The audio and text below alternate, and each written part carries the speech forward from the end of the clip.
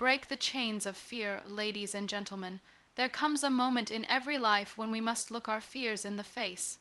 Not to fight them, but to understand them. You see, fear isn't always loud. It doesn't always come with thunder. Sometimes it whispers in your own voice, telling you you're not good enough, not strong enough, not worthy enough. But today, I want you to pause, breathe, and ask yourself, whose voice is that? Because I'll tell you something I learned. Not when I was standing, but when I had fallen. I learned that fear is not the enemy. The real enemy is the chain we tie around ourselves, believing we are what fear says we are. Fear told me, your life is over. But courage whispered, now you truly begin. Fear told me, you are broken. But my soul answered, broken crayons still color. We have all been afraid. Afraid of failure, of rejection, of loss, of being judged. But here's what we forget. Fear may shape the shadows in our life, but we still hold the light. Let me ask you, what would happen if you chose to love yourself despite the cracks? What if you stood in the ruins of your comfort zone and declared, I will rise anyway? We don't need a perfect story. We need an honest one. We need to stop waiting for the storm to pass and learn to dance in the rain. Not because the world is watching, but because your spirit longs to feel the rhythm of hope again. You are not your past. You are not your pain. You are not the fears that have wrapped themselves around your heart like chains. You are resilience. You are rebirth. You are the possibility that still exists despite it all. So, I invite you today, break those chains, one brave decision at a time, one deep breath at a time, one silent prayer at a time, and when you feel too tired to fight, just rest, but don't quit, because your scars are not signs of weakness. They are proof that you lived, you learned, and you kept going. Break the chains of fear not because you won't fall again, but because now you know how to rise. Fear is not the enemy. Self-doubt is. Fear is natural. It is one of the most primal emotions we experience as human beings. It is the mind's way of protecting us, warning us of danger, helping us survive. Fear tells us when something might go wrong, when we're about to step into the unknown, when we're vulnerable. And in those ways, fear is a gift. It keeps us cautious, alert, aware. But somewhere along the way, fear stops being a signal and starts becoming a prison. It's not the fear itself that binds us. It's the stories we begin to tell ourselves when fear arrives. The voice that says, you can't do this, or you're not ready. That voice isn't fear, it's self-doubt. It's the belief that we are less than we are. And it is that belief, not fear, that holds us back from reaching our fullest potential. Fear stands at the gate, but self-doubt puts the lock on it. Think about it. How many times have we walked away from something we truly wanted? Not because we were in danger, but because we didn't believe we were worthy of it. How often have we let opportunities pass, relationships dissolve, dreams fade, because deep down we thought we weren't enough, that we might fail, that we might be seen. Fear might knock on the door, but it is self-doubt that invites it in, gives it a seat at the table, and listens to every lie it tells. Fear says it might not work. Self-doubt says because you're not good enough to make it work. Fear says this is new. Self-doubt says, and you'll never be able to handle it. Fear says, what if you fail? Self-doubt whispers, you probably will. There is a profound difference between recognizing fear and allowing it to rule us. It's okay to be afraid. Being afraid means you're on the edge of something meaningful. It means you care. It means you're stepping outside the familiar. But self-doubt tells you that stepping out is dangerous, not because of the external risks, but because of who you believe you are. And that is where the true limitation lies. Self-doubt is often disguised. It doesn't always shout. Sometimes it's quiet, subtle, a hesitation before speaking, a delay before starting, an excuse not to try. It shows up in perfectionism, procrastination, the need for approval, the fear of judgment. It masks itself as caution when really it's insecurity. It wraps around your confidence like vines, slowly tightening, making it harder to breathe. But here's the truth. Fear can exist, and you can move anyway. Fear can scream, and you can still take the first step. Fear can shadow your thoughts, and your heart can still beat for something greater. The real problem begins when you let fear define your identity, when you absorb the lies of self, doubt so deeply that you mistake them for truth. This internal enemy doesn't care how talented you are, how passionate, how prepared. It thrives on comparison. It thrives on old wounds. It thrives on every time someone made you feel small, unimportant, incapable. And unless you face it, question it, challenge it, it will grow stronger than any obstacle outside of you. Self-doubt is not the voice of truth. It is the echo of past hurt, rejection, disappointment, fear of not being loved, of not being seen. And every time you listen to it, you feed it. Every time you choose comfort over courage, silence over self-expression, hiding over showing up, you give it more power. But if you can separate fear from self-doubt, something beautiful happens. You begin to understand that fear is just a message, one you can acknowledge without surrendering to it. You begin to realize that self-doubt is not your voice. It's a collection of other people's insecurities projected onto you. It's your past trying to dictate your future, and it doesn't have to. You're not afraid because you're incapable. You're afraid because something matters to you. You feel fear because your soul is calling you forward. But self-doubt wants to keep you behind, stuck in the safety of the known, even if it's unfulfilling. Courage isn't the absence of fear, it's the refusal to let self-doubt stop you. It's waking up each day and choosing to believe in your potential, even when it's hard. It's speaking your truth, even if your voice shakes. It's showing up even when no one claps. It's trusting that your worth is not tied to perfection, performance, or popularity, but to your existence. Fear can teach, it can guide, it can warn, but self-doubt destroys, it diminishes, it erodes your foundation, and it does so quietly, little by little, until one day you no longer recognize your own reflection. The only way to disarm it is to confront it, to get still enough to hear that inner voice and ask it, who told you that you're not enough? And when the answers come, because they always do, thank them for their lesson, but refuse to let them lead anymore. Your life does not belong to fear. Your identity is not built on doubt. You have lived through things that tried to break you, and you are still standing. You've faced nights darker than any fear, and still found a way to rise. The world may question your worth, but you don't have to. The world may try to define you, but you get to choose who you are.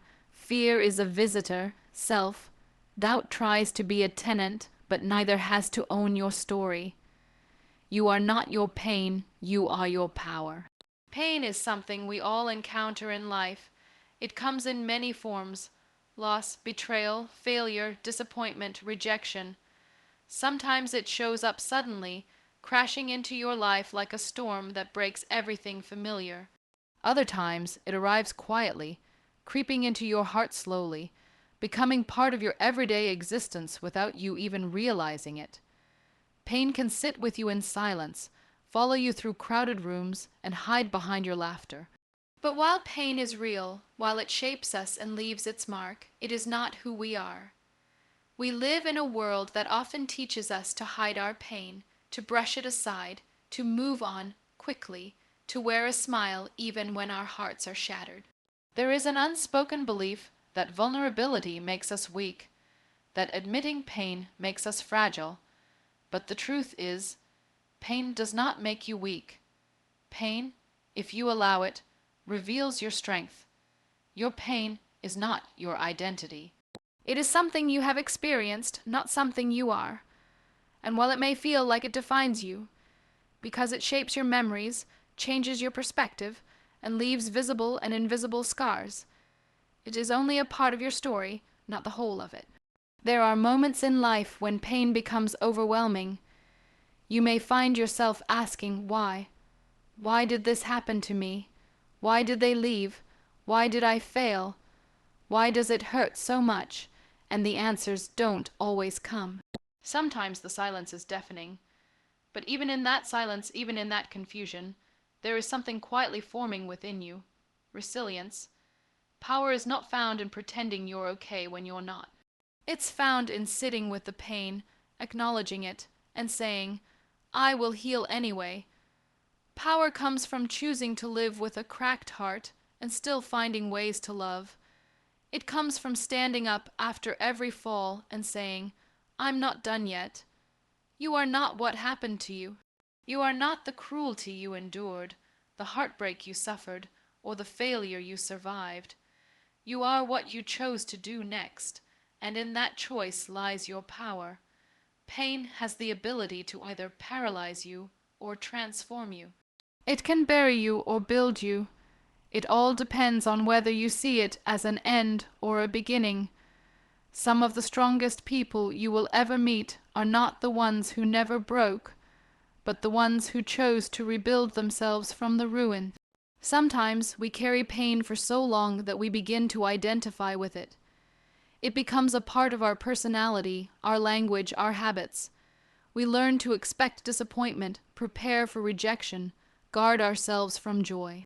But healing begins when you start to separate yourself from the pain you've carried. When you realize that yes, this happened, but no, it does not define you. There is power in choosing to heal, and healing is not linear. It's messy, slow, confusing. There are days when you feel free, and days when the memories pull you back. But even on the worst days, you are still further than where you began. Healing is not about erasing the pain. It's about learning to live in a way that your pain no longer controls you. It's okay to cry. It's okay to be angry, to grieve, to feel broken. These are all valid human responses.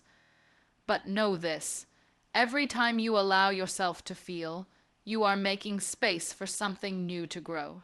Numbness may protect you temporarily, but only feeling can free you. Your story doesn't end with the pain, it begins there. Your pain may have humbled you, cracked you open, tested your faith. But it also revealed what matters. It showed you who was real, who stayed, what you value. It taught you how deep your roots really go. And that's where your power lies. Your power is in your vulnerability. The courage to be seen, to be raw, to say, I'm struggling, without shame. Your power is in your empathy, understanding others deeply because you've walked through the fire yourself. Your power is in your voice, the ability to share your truth even when it shakes. Your power is in your persistence, the quiet decision to try again even when your heart is tired. Sometimes the world sees power as dominance, control, confidence that never wavers. But real power is softer, quieter. It's found in the eyes of someone who has cried all night and still gets up in the morning. It's found in the hands that reach out to help someone else, even while they are still healing. It's in the heart that still hopes, even after being shattered. Do not let pain convince you that you have nothing to offer. The very fact that you've known darkness makes your light all the more radiant. The world needs people who have felt deeply, lost greatly, and still choose kindness. Your pain has carved spaces inside you for compassion, for wisdom, for strength that can't be taught, only earned. You may never forget what happened, you may carry the memory of it with you always, but there will come a day when it stops being a wound and becomes a scar, not a sign of weakness, but a symbol of survival. A reminder that you went through the unimaginable, and you are still here. There is a sacred kind of beauty in those who rise not because they were unscathed, but because they refuse to give up. You don't have to wait until you're fully healed to step into your power. You can begin now, right where you are tired, uncertain, still aching. The power is not in being untouched by pain. It's in being transformed by it. You were not given pain as punishment.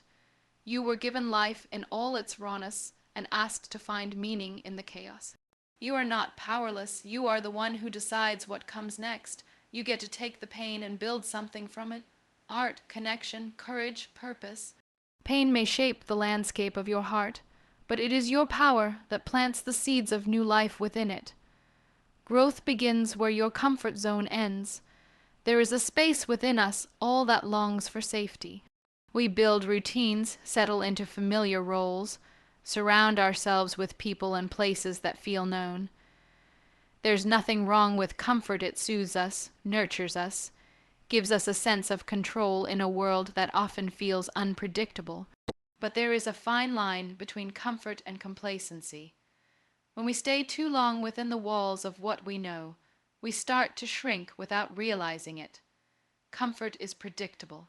It's the job you've mastered, the relationship that feels familiar even if it no longer fulfills, the patterns you repeat day after day because they don't ask anything new of you. Comfort is safe, but growth doesn't care about safe. Growth calls you into the unknown, into the messy, into the uncomfortable. It demands that you question what you've accepted, what you've tolerated, and what you've settled for. The truth is, everything you want, confidence, fulfillment, deeper love, clarity, courage, lives outside your comfort zone. You can't reach new heights if your feet never leave the ground.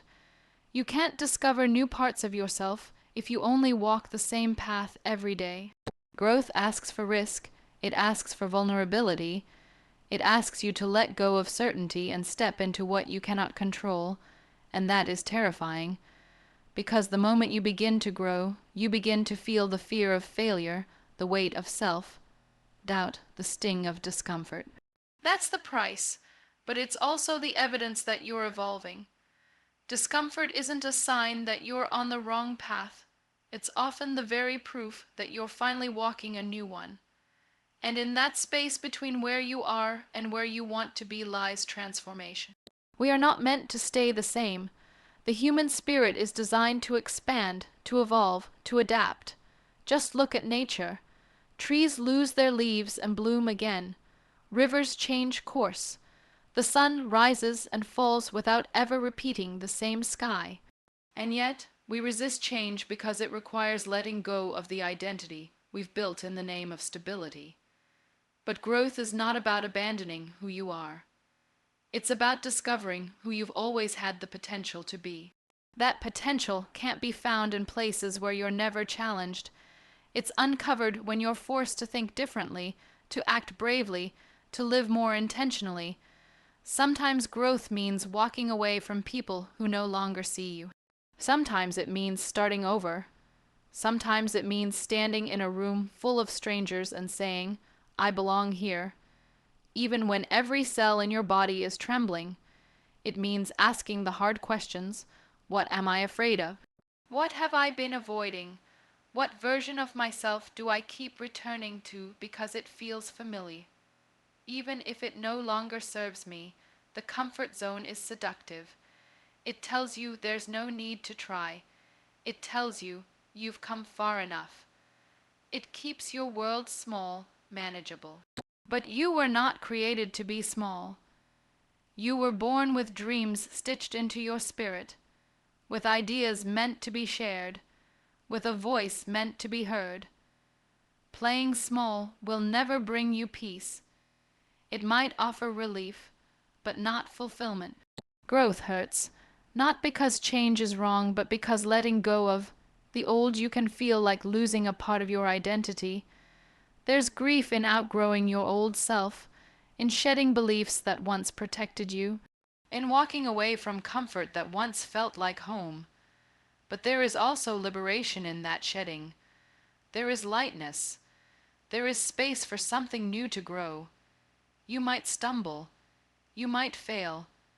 You might feel foolish, exposed, unsure. But those are not signs of weakness. They are signs of bravery.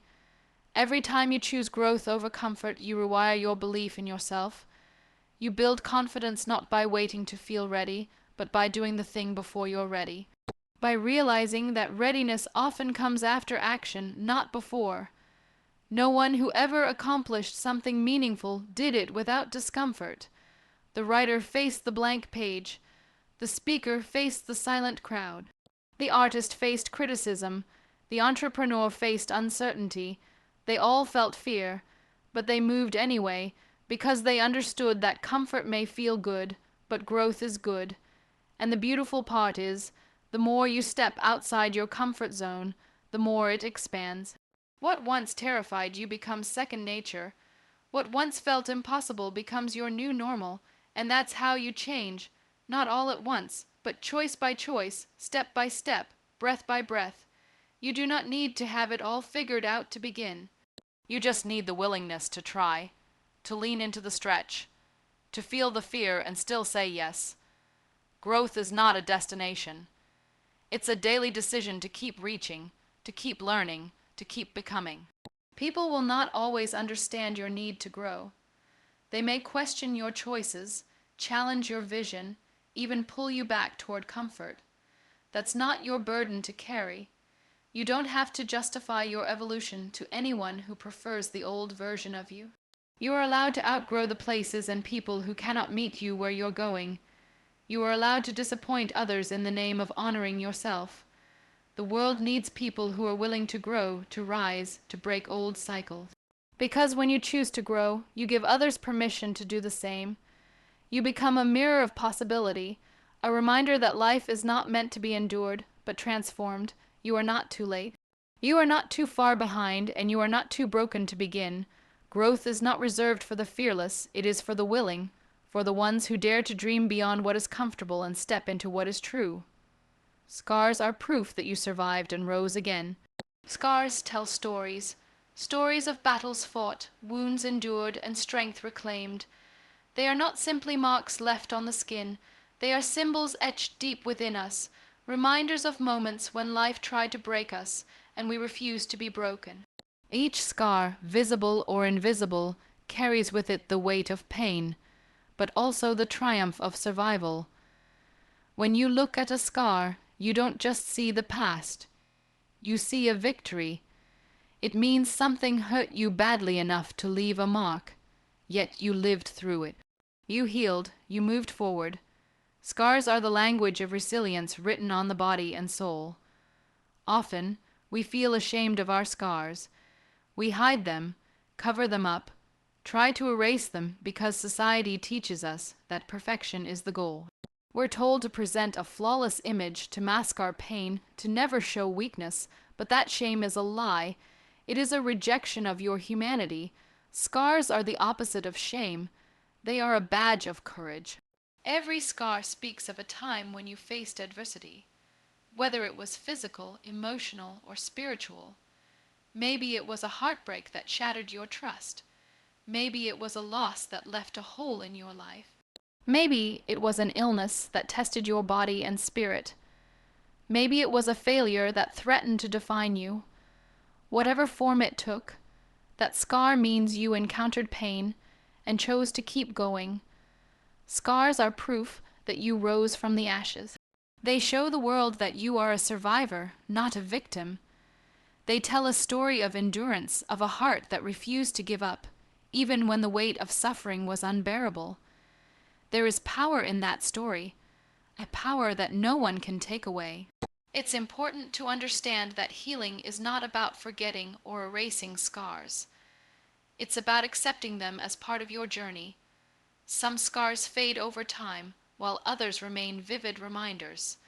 But no matter their appearance, their presence means you lived through something significant. They are not signs of weakness but of strength, not of failure but of overcoming. Sometimes scars are invisible. They live inside us as memories, fears, or wounds that we carry quietly. These scars can be even harder to acknowledge because they are hidden from view. But invisible scars are no less real or painful. They shape how we see the world, how we trust, how we love, and how we move forward. The courage to face these unseen scars, to heal emotional and psychological wounds, is just as important as healing physical ones. You may have scars from childhood wounds, broken relationships, lost dreams, or moments when you felt utterly alone. You may carry scars from mistakes you regret or from battles you fought in silence. These scars are reminders that you are human, that you have felt deeply, and that you have survived the storms of life. There is a unique kind of beauty in scars. They add texture to our story. They show that we are not perfect, but we are whole. They reflect the depth of our experience, the lessons learned, and the growth achieved. And when you embrace your scars, you reclaim your narrative. You stop being defined by what hurt you and start being defined by how you rose above it. Scars teach compassion, not only for others but for yourself. When you see your own scars as proof of survival, you learn to treat yourself with kindness. You realize that healing is not about rushing or pretending everything is okay. It's about patience, self-love, and understanding that recovery takes time. Scars remind you that your journey is valid and your pain matters. Every scar carries wisdom. It teaches you to appreciate strength and vulnerability, courage and fear, and hope and despair. It reminds you that even though life may leave marks, those marks do not diminish your worth or your beauty. Instead, they enrich your story, adding depth and meaning to the person you have become. When you share your scars, whether through words, art, or presence, you offer others permission to embrace their own. Your vulnerability becomes a beacon of hope. You become a living testament to the power of resilience and the possibility of healing. In this way, scars connect us, reminding us that none of us are alone in our struggles. It is natural to wish that scars could disappear. No one wants to carry reminders of pain, but the truth is, scars are part of the human experience. They mark where we have been, what we have endured, and how we have grown. To deny them is to deny a part of ourselves. To embrace them is to honor the strength it took to survive. Sometimes scars are tender and sensitive long after they appear. Sometimes they ache unexpectedly, triggered by memories or emotions. This is a reminder that healing is ongoing. It is not a one-time event, but a lifelong process. Being gentle with yourself, acknowledging your scars, and allowing space for healing are acts of courage. Scars do not define your future, but they shape your understanding of strength. They remind you that no matter what life throws at you, you can endure, adapt, and rise again. They are the physical and emotional markers of a spirit that refuses to be defeated. In a world that often values perfection and strength without struggle, scars are a revolutionary act. They show that strength is not about never falling, but about rising every time you fall. They are the proof that even in brokenness, there is beauty, resilience, and hope. You are more than your scars, yet your scars are an important part of who you are. They are testimony to your courage, your endurance, and your capacity to heal. They are reminders that life is not about avoiding wounds, but about growing through them. Scars are not weaknesses to hide, but stories to share. They carry messages of hope, healing, and human connection. When you embrace your scars, you step into your power. You honor your journey and inspire others to do the same. The process of learning to love your scars is one of the greatest gifts you can give yourself. It is a journey of self-acceptance and courage, a journey that transforms pain into purpose, suffering into strength, and wounds into wisdom. Every scar you carry is a chapter in your story of survival, of rising, of becoming. And within that story lies a powerful truth. You have endured, you have healed, and you continue to grow.